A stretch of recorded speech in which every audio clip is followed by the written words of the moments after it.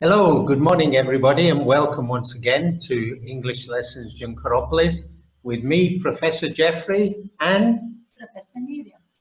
You can say in Portuguese for them. Bom dia, galera! Professora Miriam com vocês? E o professor Jeffrey? Também. Okay, so today's lesson we are going to introduce a new concept to you. It's called the Infinitive of Purpose. Infinitive of Purpose.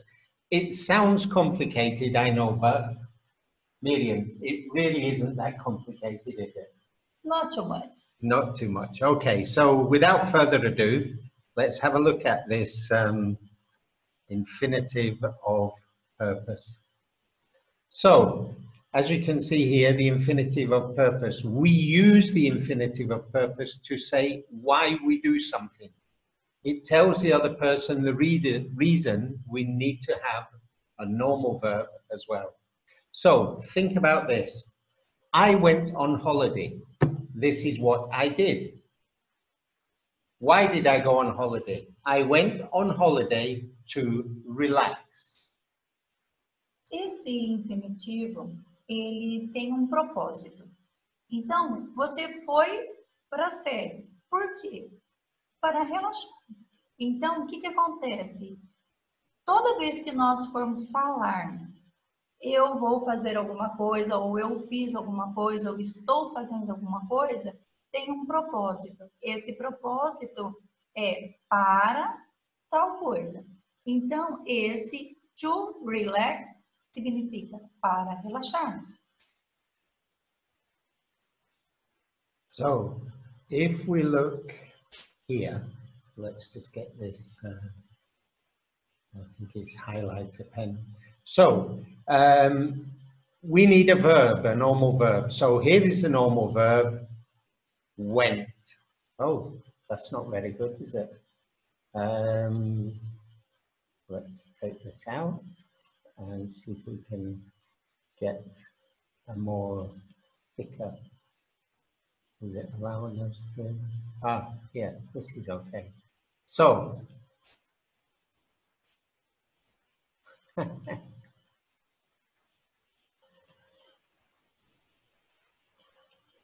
I went on holiday. This is what I did. And why did I do it? To relax. This is why I did it. Let's look at these other examples. She studies. And here is the verb, studies, with an S because third person. Why did she study? To get good marks. To get. Okay, remember that we're using the infinitive of the verb, so it will always be to and then the basic form of the verb. This is really what the infinitive is. To work, to study, to walk, to go. Nessa parte, quando nós vamos falar a respeito do verbo infinitivo, toda vez você vai usar o verbo, no caso, verbo to be, verbo to relax, verbo to get, verbo to lose, verbo to ask. Isso é o verbo infinitivo. O que significa o to na frase? O to na frase significa para. Então, por exemplo, comprar, to buy. Então, se eu colocar em português, eu vou ao mercado comprar pão. Eu vou ao mercado. Isso eu fiz, ou eu vou fazer. Para que eu vou no mercado? Para comprar pão. Então, esse para comprar é o to buy. Toda vez que você pensar no verbo terminado em R, comprar, fazer, colher, varrer, tudo isso tem que ter colocado antes do verbo a palavrinha to, que significa para. So, let's look at this one. He gave up. We're using a phrasal verb here, gave up. He gave up cakes to lose weight. Ele tirou o bolo para perder peso. I'm calling you to ask for help.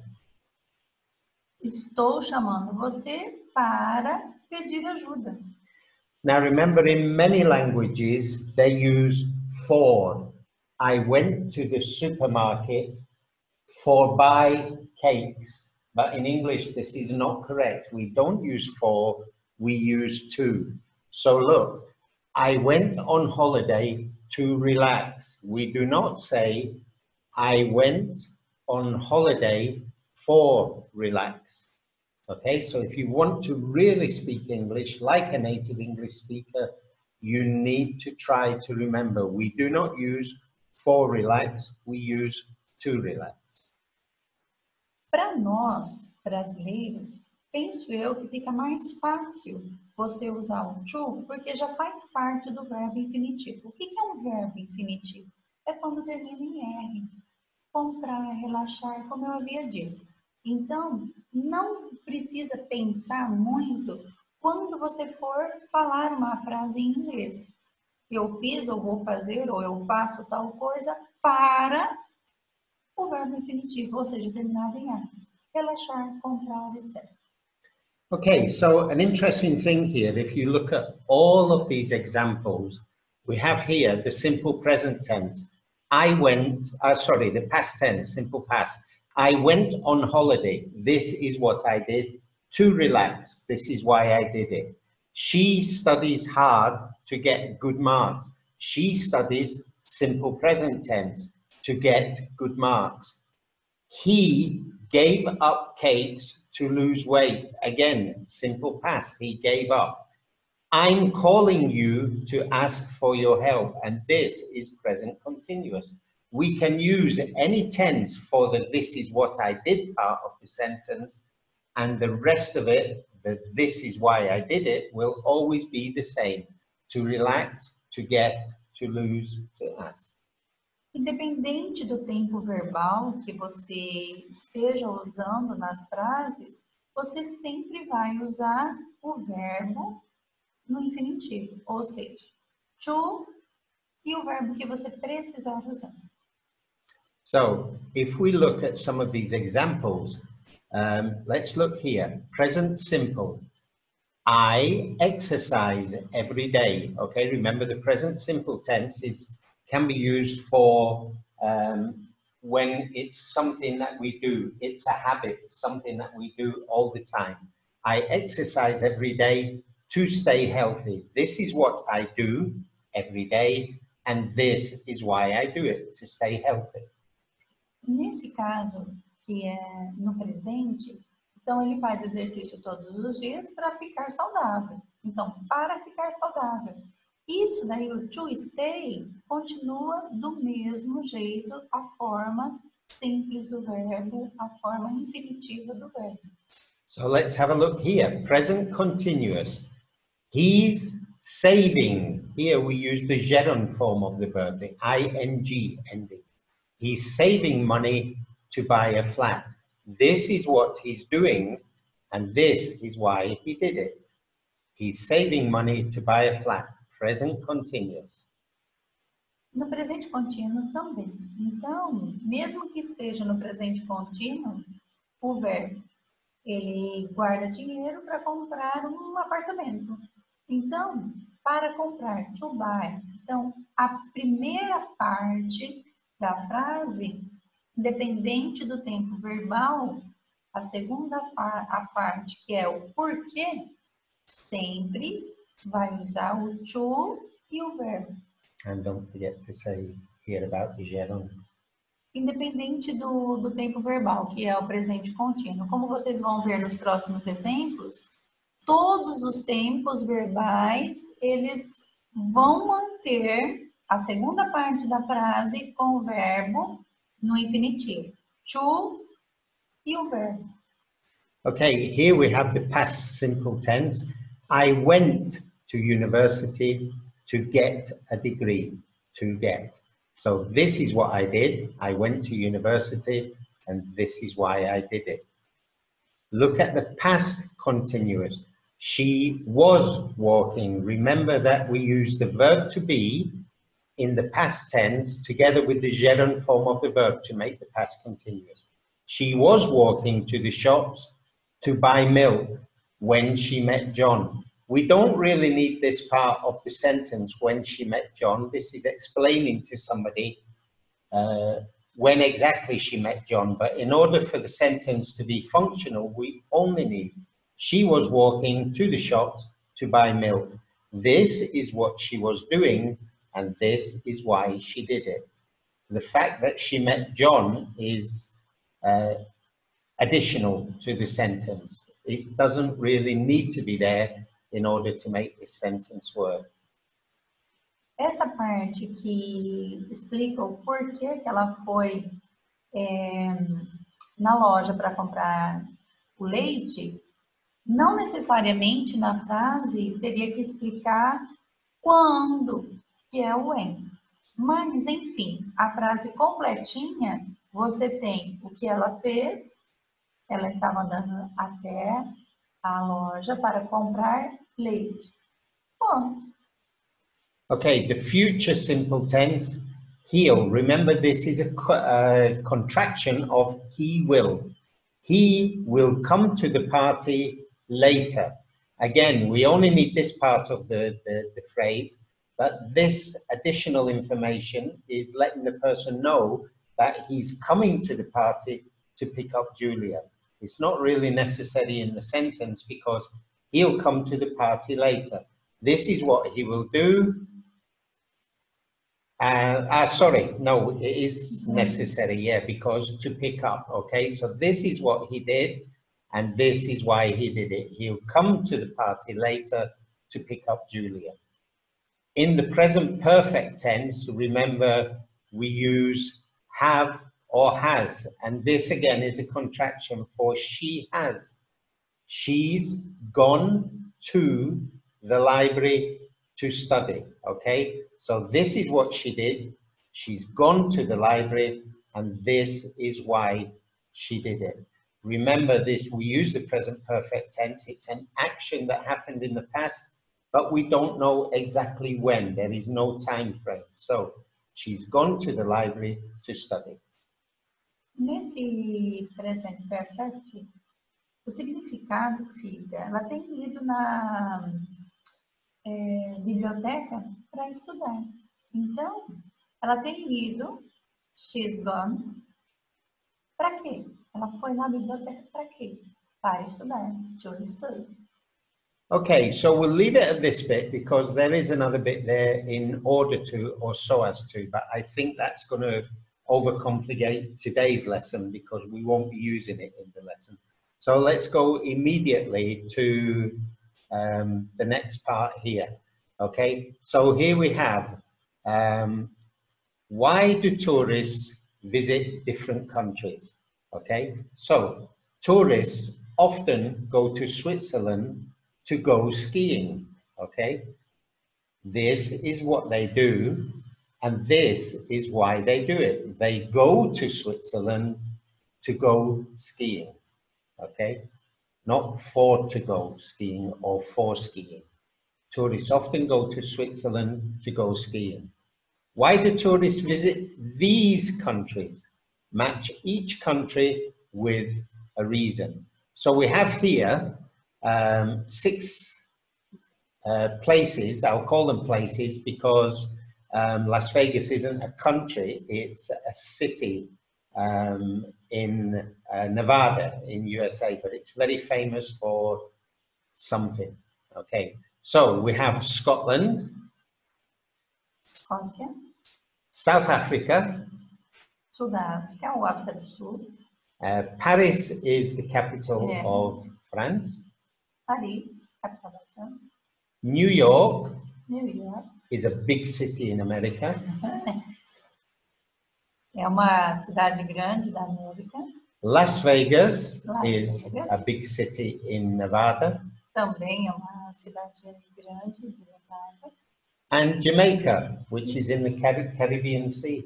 e a Jamaica. Okay, so here we have the question, why do tourists visit Scotland? And you need to choose one of these reasons, okay? Why did they do it? Okay. Vocês podem fazer o tracinho ligando, né? O porquê que eles vão para a Escócia, o porquê que eles vão para a África do Sul e assim por diante. Ou, se vocês preferirem, numera de 1 a 6 de um lado e coloque o número na outra coluna para identificar o porquê que eles vão para esses lugares. Okay, so that's the first part of the lesson. Then we have some reading, okay? So this is a brochure. What is brochure in Portuguese? It's like one pamphlet. É. Pamphlet, yeah. Is that the same word in Portuguese? Para nós, seria uma história num caderno de brochura. Okay, let's just move É the só video up tipo. there for a minute while we look at this. So the Gold Coast is a very famous place in Australia, okay? So I'll read it for you, just so you get the pronunciation of the text. I will be putting this PDF in the WhatsApp group for Monday evening, so you will be able to read it in there or print it out if you want. Esse texto, essa lição, no caso, ele vai colocar em PDF no nosso grupo de WhatsApp de estudo da segunda-feira. E o importante vai ser o áudio, que vocês vão precisar ouvir várias vezes, tentar ler muito, mas muito parecido com o áudio que vocês irão ouvir para treinar a pronúncia. É muito importante que vocês treinem a leitura, ouvindo a pronúncia para ficar perfeitinho. Tudo bem? That's exactly what I was going to say. Okay, so here we go. The Gold Coast welcomes you. Join millions of tourists who come to this fantastic sunny part of Australia to relax and to have fun. What do you want to do in the Gold Coast? We have lots to choose from. There are miles of sandy beaches at the Gold Coast. Take windsurfing lessons from our qualified instructors. Swim in the clear blue waters, or just sunbathe and get a great suntan to show your friends. You can also hire a boat to travel along the coast or to go fishing. Finally, if you feel adventurous, go diving and see a new underwater world. The town, the Gold Coast, has much to offer away from the beach too.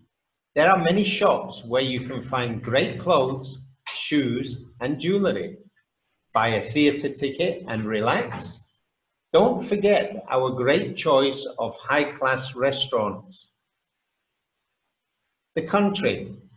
There are many other ways of enjoying the sunshine. There are 3 golf courses near the Gold Coast.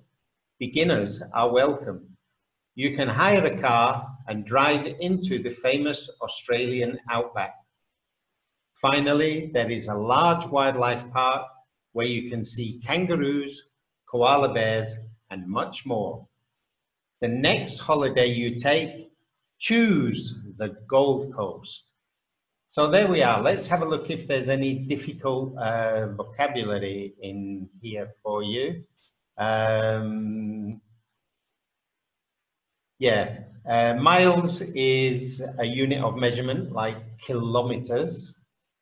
Sandy beaches is praia com areia. Areia.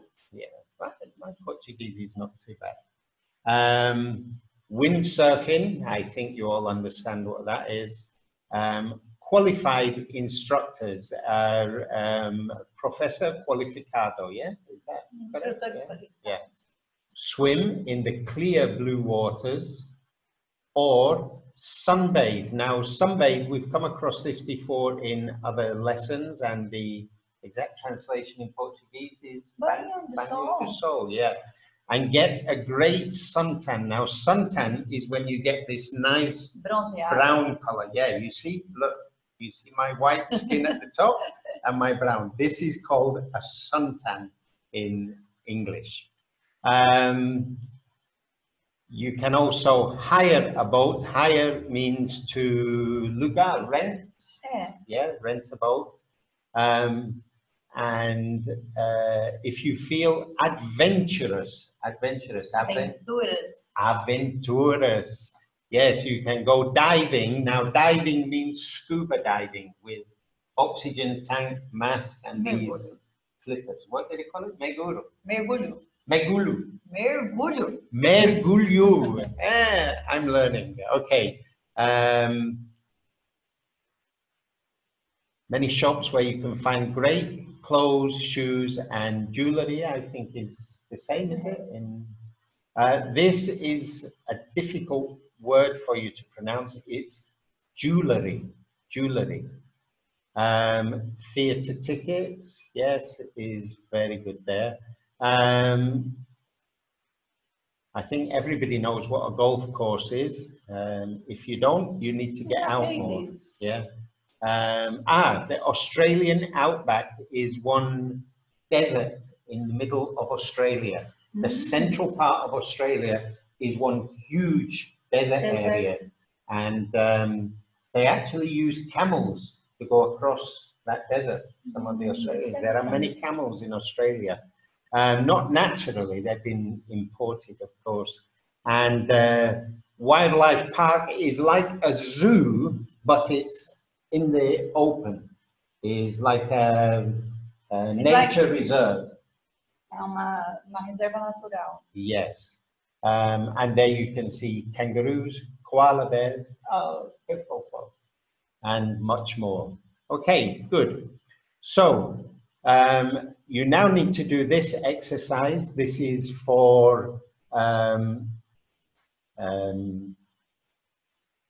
reading comprehension, if you comprehend the text, okay? Nesse exercício é interessante vocês lerem mais de uma vez o texto e depois escrever na frente de cada frase true, se é verdadeiro, false, se é falso, or not state, ou seja, não tem informação a respeito desse. Então, de repente, quando você for fazer o exercício, é bastante interessante você voltar no texto para tentar saber se é verdade, falso ou não tem informação. So you need to say whether these statements are true, false, or not stated. I'll read the questions so you get the pronunciation in English. The number of tourists going to the Gold Coast is increasing every year. The weather in the Gold Coast is very good. There is a long beach. There are sharks in the water. Theatre tickets in the town are cheap. There are a lot of shops in the Gold Coast. The golf courses have 18 holes. You need to be good to play golf on the golf courses. The wildlife park is quite small. You can see typical Australian animals in the wildlife park.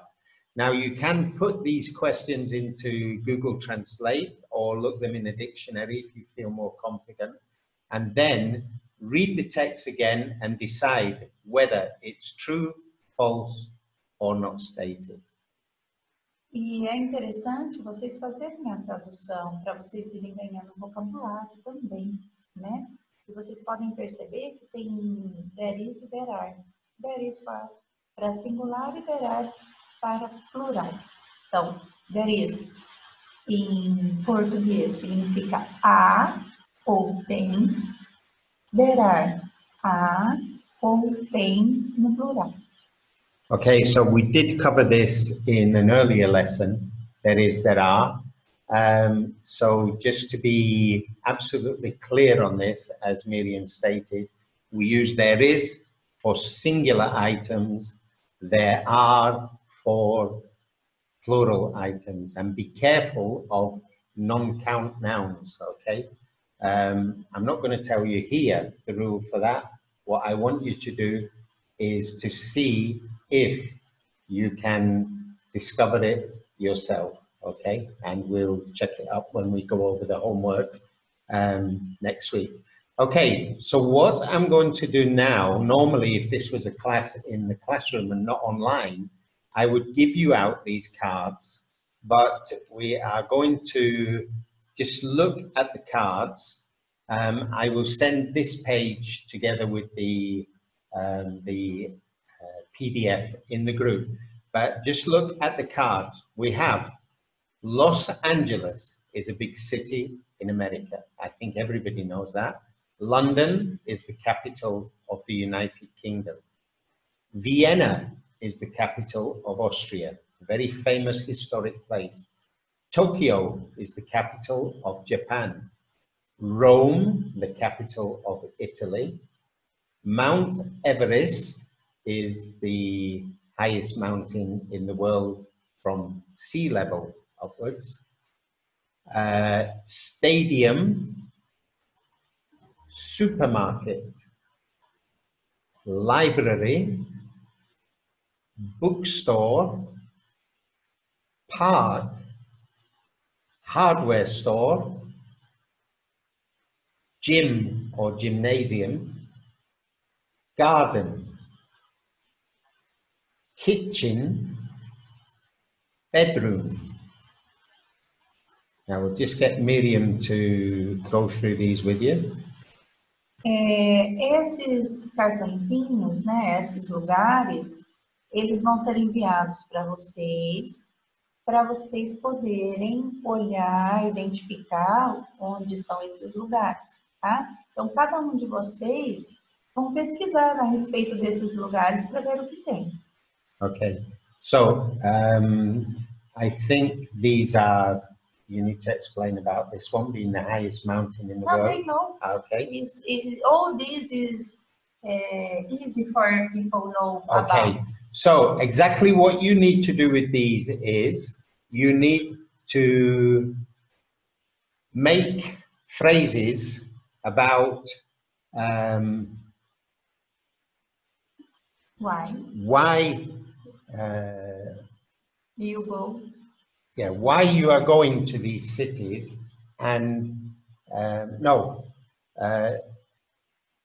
why you are going to the cities and what you went there for. Why did you do it? Why did you go to Los Angeles? Yeah? Como vocês viram no primeiro exemplo, no comecinho da aula, vocês viram, a pessoa foi em um lugar para fazer tal coisa. Então, neste sentido, esses cartõezinhos, então você foi para Los Angeles para fazer tal coisa. O que tem em Los Angeles que vai mostrar a razão de você ter ido lá, ou de você estar lá, ou de você, no futuro, ir para lá. Então, todos esses lugares, vocês vão pesquisar o que eles têm de mais interessante e vão colocar. Eu fui para Los Angeles para tal coisa. But remember, you can use any tense. So you can use the past tense, simple past. You can use the continuous tense or the future tense. We won't go into present perfect, past continuous. If you can make that, feel free to do so. But I want to see at least those three tenses in these questions. I want to see simple present, some of them in the simple past, and some of them in the present continuous, and some of them in the future. So if you can make those, you need to send the audio in the group. When you have made those sentences, read them in the group so I can hear the pronunciation. Vocês podem escolher o tempo verbal que vocês quiserem, presente, passado, ou futuro, ou presente contínuo. E quando vocês fizerem a frase, vocês vão ler a frase e colocar no grupo da segunda-feira. Okay, so that brings us to the end of today's online lesson. I hope you enjoyed it as much as I've enjoyed it. It's certainly a different concept, okay, because this infinitive of purpose is the first time we've talked about it in your time that you've been here at English Lessons from Karopolis. Então, só para lembrar um pouquinho, né? Essa maneira, né? Esse novo conceito é novo para vocês. É a primeira vez que nós vamos trabalhar isso. E é interessante que vocês tenham um tempinho agora, né? Mais do que nunca, para poder estudar. E qualquer dúvida, nós estaremos à disposição no grupo do WhatsApp. E toda vez que você for pensar em montar a sua frase, você pensa, eu estou fazendo alguma coisa, ou eu fiz, ou eu vou fazer, para um propósito, purpose, para um propósito. Esse para um propósito eu fiz isso porque disso. Então, só para lembrar, I went on holiday, eu fui para as férias, eu estou em férias, eu fui nas férias para relaxar. Então, aqui é o que você fez e o porquê que você fez. Então, sempre pensar to e o verbo que você queira usar. Não é tão difícil assim, mas o importante é você parar um pouquinho para estudar, colocar na tradução, colocar toda a tradução para você poder entender direitinho. Qualquer dúvida, estaremos sempre à disposição. É muito importante que o grupo funcione. Tudo bem? Okay, so once again, this is what I did. This is why I did it. Come on, repeat, Mary. This is what I did. Isso é o que eu fiz. And this is why I did it. Isso é porque eu fiz. Okay, so hope you took all that in. I hope you take the time to make this lesson. Remember, you have until Friday to send this homework back to me. For those of you that wish to, this evening, I will be online for 40 minutes in Zoom classroom to answer any questions that you may have on this lesson. We will answer the questions face to face. If you use your Zoom application, I can see you, you can see me, and we can go over any doubts or dúvidas that you may have. Okay, so for now, I'd just like to say goodbye until next time. So it's bye-bye from me. Bye-bye for me. And hope you enjoy your lesson and hope we see you soon at English Lessons Juncarópolis. Bye for now. Nós estamos trabalhando muito para manter as aulas, estudando como fazer da melhor forma possível. Então, toda semana nós teremos o tempo de vocês para que vocês possam continuar aprendendo inglês. Beijão no coração de tudo, beijo virtual. Yes, beijo virtual or like this. Ting! Bye bye.